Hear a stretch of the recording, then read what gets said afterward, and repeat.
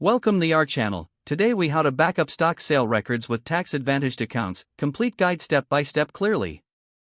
Begin by gathering all necessary stock sale records, including trade confirmations and statements.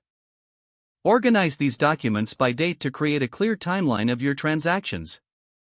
Identify which tax-advantaged accounts you hold, such as IRAs or 401(k)s. Understand the specific rules regarding stock sales within these accounts, as they can differ from regular taxable accounts. Document any stock sales that occurred within these tax-advantaged accounts. Record the purchase price, sale price, and dates for each transaction. Calculate the gains or losses on each stock sale, noting if they are long-term or short-term. Prepare your backup files digitally by scanning or photographing all paper documents. Use secure cloud storage or external hard drives to create digital copies of these records.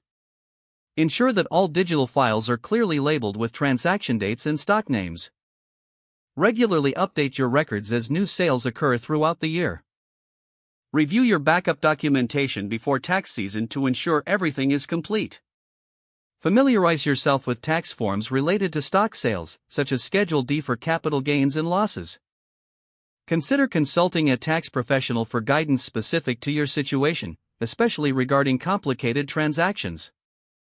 Store your backup records in a safe place, both digitally and physically.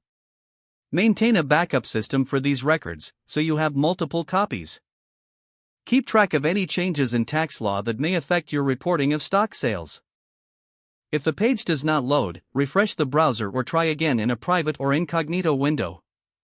Make sure you are using the correct email address, then retype it carefully to avoid small typos.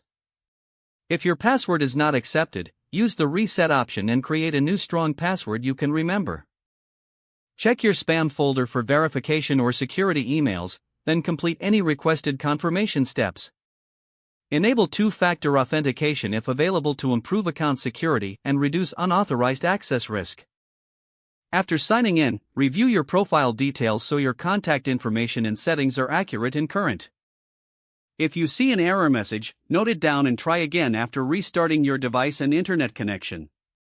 Log out when you finish, especially on shared devices, to keep your account and payment information secure. If the page does not load, refresh the browser or try again in a private or incognito window. Make sure you are using the correct email address, then retype it carefully to avoid small typos. If your password is not accepted, use the reset option and create a new strong password you can remember. Don't forget to like this video and subscribe to our channel for more step-by-step tech guides.